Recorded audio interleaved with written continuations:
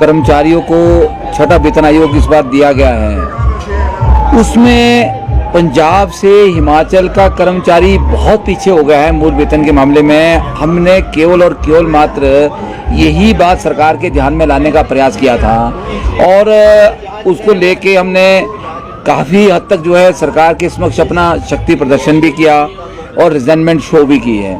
तो उसके संदर्भ में उसके साथ साथ एक जो 2-4 और मुद्दे थे पे कमीशन को छोड़ के, जिसमें 4/9/14 का एक बहुत बड़ा मुद्दा है कर्मचारियों का और एक ओल्ड पेंशन का मुद्दा बहुत बड़ा मुद्दा है कर्मचारियों को भेजने का प्रयास किया गया। संयुक्त कर्मचारी महासंघ के जो पदाधिकारी है उनको सबको प्रताड़ित किया गया ताकि कर्मचारियों के मुद्दों को दबाया जा सके। मैं आपके माध्यम से ये कहना चाहता हूँ कि कुछ कर्मचारी नेता जो सरकार की गोदी में खेल रहे हैं वो बार बार इस बात को लेके बात कर रहे थे कि हम बिल्कुल कर्मचारियों के मुद्दे को हल कर रहे हैं और कुछ लोग नहीं होने दे रहे हैं। तो इसलिए हमने काफ़ी दिनों तक बोलना भी छोड़ दिया, आपने देखा होगा। और उनको मुझे लगता है कि बहुत लंबा समय हो गया इन मुद्दों को लेके, एक के बाद एक जो है कैबिनेट होती रही। सबने कहा कि अगली कैबिनेट में हो रहा है, फिर बोलते अगली कैबिनेट में हो रहा है। और 2-3 दिन से बड़ा मीडिया में था कि जो सोमवार को कैबिनेट हो रही है उसमें सब कुछ कर्मचारियों को मिल जाएगा, मालो माल हो जाएंगे। तो कब मिलेगा, मैं ये पूछना चाह रहा हूँ। मैं तो सिर्फ आज भी ये प्रश्न माननीय मुख्यमंत्री से करना चाह रहा हूँ। माननीय मुख्यमंत्री जी, कर्मचारियों को प्रताड़ित करने से आपके मंसूबे हल होते हैं तो ठीक है, आप करिए, पर लेकिन डेमोक्रेटिक सेटअप के अंदर कर्मचारियों को अपनी बात कहने का राइट है। बड़े दुख के साथ कह रहा हूँ एक बात और बड़े ध्यान से आपके समक्ष लाना चाह रहा हूँ। अभी 4 दिन पहले एक अखबारों के माध्यम से पढ़ने में आया कि 5 साल से ज्यादा कोई भी पदाधिकारी यूनियन का वो पद पे नहीं रह सकता है, संगठनों में नहीं रह सकता है। उसको मैक्सिमम 2 टेन्योर या 5 साल ही जो है संगठन के पद पे, अध्यक्ष या महासचिव किसी और पद पे रहने का अधिकार है। तो मैं ये पूछना चाहता हूँ कि इससे पहले कि आपके जो कार्मिक विभाग ने, आपके जो पर्सनल डिपार्टमेंट ने जो अधिसूचना जारी की, जिस तरह से मेरे सूचना नहीं लगी, आप अभी अखबारों के माध्यम से मैंने पढ़ा, तो क्या ये नियम आपके मुख्यमंत्री बनने के लिए भी है? क्या मुख्यमंत्री 5 साल से ज्यादा नहीं पद पे रह पाएंगे? क्या दूसरे टेन्योर पे मुख्यमंत्री कैंडिडेट नहीं हो पाएंगे? या और जो आपके एमएलएज है और लोग हैं आपके डेमोक्रेटिक सेटअप के, क्या उनके ऊपर भी आदेश लागू होते हैं? जहां तक बात कर्मचारी संगठनों की है तो मुझे लगता है कि कर्मचारी संगठनों के अंदर सरकार को इस तरह से इंटरफेयर नहीं करना चाहिए, क्योंकि कर्मचारी संगठनों का अपना एक कॉन्स्टिट्यूशन होता है, उस कॉन्स्टिट्यूशन के दायरे में वो गवर्न करते हैं। मैं कहना चाहता हूं कि मैं सर्वोच्च संस्था जो है माननीय न्यायालय है उनके आदेश का मैं सम्मान करता हूं। जो आदेश पारित हुआ है हम उसके आगे नतमस्तक है। और मैं आज ही जो है चांजू स्कूल के लिए जो है आज रवाना हो रहा हूं, क्योंकि मुझे पद से पदभार मुक्त कर दिया गया है। मुझे उस चीज का कोई दुख नहीं है, लेकिन हम इंटीरियर्स में, सब कैटर्स में जहां पे शिक्षक नहीं वहां भरने जा रहे। मैं ये एक बात फिर पूछना चाहता हूं आपके माध्यम से, और सरकार का जो स्टैंड है, क्या सरकार का स्टैंड उन लोगों के लिए भी है जो आपने 5 साल से डायरेक्टरेट में बैठा रखे हैं? क्या उनके लिए, उनकी वजह से बच्चे वहां सफर नहीं हो रहे? क्या उनके लिए कोई अलग से पोस्ट आपने डायरेक्टरेट में खड़ी की है? आपके सैकड़ों शिक्षक जो है निदेशालय में अगेंस्ट द पोस्ट बैठे हैं, वो चाहे किसी पद का, किसी तरह का शिक्षक है, क्या उनके लिए वो नियम लागू नहीं होते जो वीरेंद्र चौहान के नियम लागू? हमारे को प्रताड़ित किया गया, आपने देखा होगा। हमारी आवाज बंद करने का प्रयास किया, 3 जगह हमारे को एक दिन में बुलाने का प्रयास किया गया, हमारे ऊपर इंक्वायरियां कराई, दुनिया भर की 2-2 चार्जशीटें बनाई। आपने देखा होगा हमारे नौकरी के ऊपर संकट लाने की बात की। बड़े बड़े कुछ समाचार पत्रों ने, न्यूज चैनल ने बार बार चलाया कि वीरेंद्र चौहान की नौकरी के पर संकट है। लेकिन मैंने उनको भी एक बात कही थी, वीरेंद्र चौहान ने ना गलत किया है, ना सोचा है, ना गलत करता है। हमने जो काम किया है कर्मचारित्व में किया है, मुझे डरने की जरूरत नहीं है। मैं डरता नहीं हूं किसी से। डरता इसलिए नहीं हूं कि मैं सच्चाई की राह पे चला हूं और सच्चाई की हमेशा जीत होती है। सच्चाई को आप परेशान कर सकते हैं पर उसको पराजित नहीं कर सकते, इस बात को मैं जानता हूं। आज दिख रहा है जब सरकार को, और जो उनके जो बैठे हैं ना एक निदेशक महोदय नीचे, जो सरकार की कठपुतली की तरह काम कर रहे हैं, तो उनको जब लगा कि इसके साथ कुछ नहीं होने वाला तो उन्होंने मुझे चांजू ट्रांसफर कर दिया।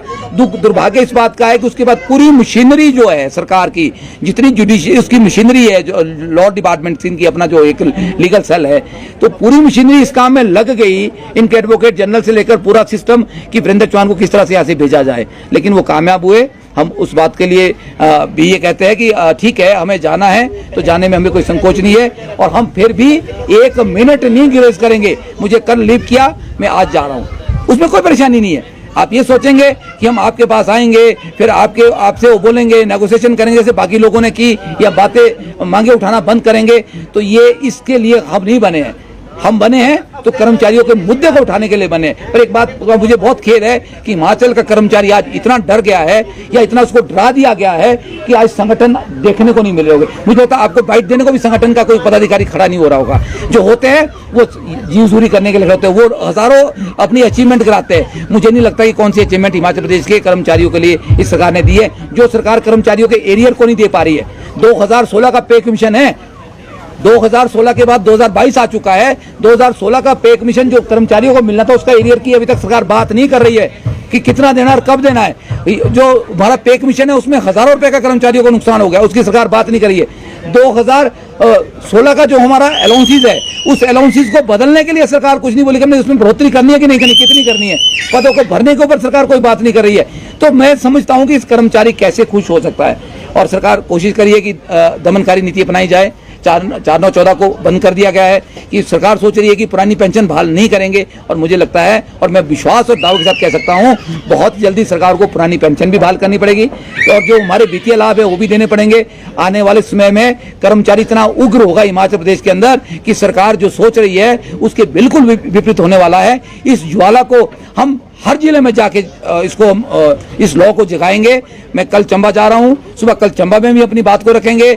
अब मुझे तो बड़ा आसान हो गया, बीच में बिलासपुर भी आएगा, बीच में हमीरपुर भी आएगा, फिर कांगड़ा भी आएगा, चंबा भी आएगा, है कि नहीं, साथ में लाहौल स्पीति है परे को, तो हम तो करते रहेंगे, भ्रमण करते रहेंगे, उसमें क्या दिक्कत है। और हम एक बड़े स्ट्रिक्ट सी बात करेंगे कि जो कर्मचारियों के मुद्दे हैं उससे सरकार बच नहीं सकती है, सरकार को लाभ देने पड़ेंगे। मैं आज कहता हूं जो लोग ये सोच के चुप बैठ गए हैं कि अब कर्मचारी डर गए हैं, कोई मुद्दे नहीं उठाएगा और सरकार के ऊपर कोई लायबिलिटी नहीं पड़ेगी, सरकार को कुछ देना नहीं पड़ेगा, उन चाटुकार लोगों को मैं ये कहना चाहता हूं कि हम सरकार से पाई पाई लेके रहेंगे।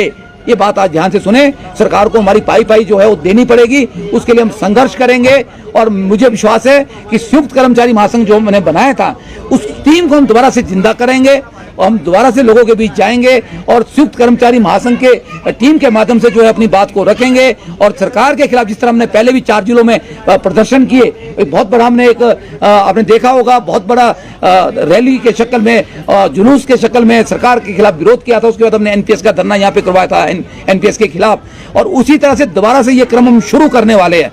और इससे सरकार अगर ये सोचे कि हमारी कोई मुश्किलें नहीं बढ़ेगी, कर्मचारी डर गए, तो कर्मचारी डरे नहीं है, कर्मचारी आज भी जिंदा है, कर्मचारी लड़ेंगे और कर्मचारी अपनी मांग को लेके रहेंगे। और ये मैसेज उन लोगों को मैं देना चाहता हूं जो बार बार ये बोल रहे हैं कि हो जाएगा, अब वो कुछ करने वाले नहीं है। तो आज फिर कह रहा हूं सरकार को करना ही पड़ेगा। हमारे को भले ही भेज दिया, हम चले भी गए, आपको बताऊं मैं, हम उन चीजों से डरने वाले नहीं है, अपनी परिस्थितियां नहीं बताते। 4 दिन से मेरे फादर आज भी आईजीएमसी में एडमिट है, still he is admitted in the IGMC. मैं अपना रोना नहीं किसी के सामने रोऊंगा, मैं फिर भी आज चांजू 600 किलोमीटर दूर चंबा जाऊंगा, इसलिए जाऊंगा कि मैं कर्मचारियों की आवाज बन सकूं। मेरे पास बहाने 18 है, अगर मुझे बहाने निकालने होते तो मैं बहाने नहीं निकालने वाला आदमी हूं, पर लेकिन मुझे कर्मचारियों की आवाज बनना है, मुझे कर्मचारियों के मुद्दे पे लड़ना है, कर्मचारियों को उनके लाभ दिलाने हैं, इसलिए मैं जाऊंगा। मेरी पारिवारिक परिस्थितियां चाहे कितनी भी विपरीत हो, कितनी मुझे परेशान करे, फिर भी मैं जाऊंगा, नौकरी भी करूंगा, बच्चों को भी पढ़ाऊंगा और कर्मचारियों के मुद्दों पे भी लड़ेंगे। मुझे आज ये कहना है कि सरकार जिस तरह से एक लोकतांत्रिक ढांचे का जिस तरह से उसको खत्म करने का प्रयास कर रही है कि आपने जैसा मैंने कहा कि अब कर्मचारी चुनाव नहीं लड़ पाएगा, तो क्या मुख्यमंत्री भी नहीं लड़े दूसरी बार चुनाव? बोलते कि जयराम ठाकुर दूसरी बार मुख्यमंत्री का चेहरा नहीं होगा क्योंकि 5 साल ही एक मुख्यमंत्री बन सकेगा या 5 साल एक एमएलए बन सकेगा। ये चीजें आप इंप्लीमेंट अपने पे करिए। आप कर्मचारियों के बीच फंसेंगे तो सरकार घाटे में रहेगी। आप इस तरह से दमनकारी नीतियों का जो प्रयोग कर रहे हैं कर्मचारियों के खिलाफ, ये बहुत नुकसानदायक सरकार के लिए रहेगा। ये पहली बार इतिहास में रहा है, बड़े बड़े मुख्यमंत्री से पहले रहे, मुख्यमंत्री वीरभद्र सिंह जी रहे, वो 25 साल मुख्यमंत्री रहे, तो उनके ऊपर भी नियम लागू होता है ना। उन्होंने तो कर्मचारियों का भी नहीं बोला, ना अपने को बोला ना दूसरों को बोला। इससे पहले इसके बाद प्रेम कुमार धूमल जी रहे, उनका कर्मचारियों के साथ जो है बड़ा अच्छा एक स्वार्थपूर्ण बिहेव रहा है, अच्छा एक रवैया रहा है। वो कर्मचारियों को सुनते थे, उनकी बात को समझते थे, उनको बुलाते थे। ये तो मैंने पहली सरकार देखी जहां जो बोलता है उसको जितना उसको कुचला जाता है उसको कुचलने का प्रयास करते हैं। हम तो कर्मचारी है, छोटे आदमी है, हमें जितना मर्जी कुचलेंगे आप कुचल सकते हैं, लेकिन उससे कोई फर्क नहीं पड़ने वाला। मैं तो सिर्फ इतना कहता हूं कि कर्मचारियों के लाभ को आप ये बताइए कि हम कब तक देने वाले हैं। क्या आप कोड ऑफ कंडक्ट के बाद उसको अनाउंस करेंगे? बार बार बात आती है कि कैबिनेट में वो मुद्दा जा रहा है, कैबिनेट में राइटर का मुद्दा जा रहा है। आप 2 साल एक्सटेंड करने को राइटर हटाना नहीं बोल सकते हैं। आप क्या करना चाह रहे हैं कि जिनके 2 साल अभी 3 जनवरी 2022 को हुए थे और वो 2 साल का राइटर पूरा नहीं हुआ था नियम, उनको आप एक्सटेंड कर रहे हैं। हमारी मांग वो नहीं है। मैं आपको बोलना चाहता हूं, आप गलत राह पे चले हैं। हमारी मांग ये है कि इस 2 साल की कंडीशन को 1/10/12 के बाद लगे सभी कर्मचारियों के लिए खत्म करिए। ये है मांग। पंजाब की अनोमली वो है जो आपने क्रिएट की है, और जो इनिशियल स्टार्ट 1/10/12 को पंजाब ने दिया, आपने नहीं दिया, उसको दीजिए। आप इस मुद्दे पे हम मांग कर रहे हैं, आप कर्मचारियों को भ्रमित ना करें, और भ्रमित करने से जो आपकी जो एक जो लॉबी आपने डायरेक्टरेट के अंदर खड़ी की है, वो लॉबी जो है मुझे लगता है कि वो नुकसान करेगी, फायदा कम करेंगी। और हम माने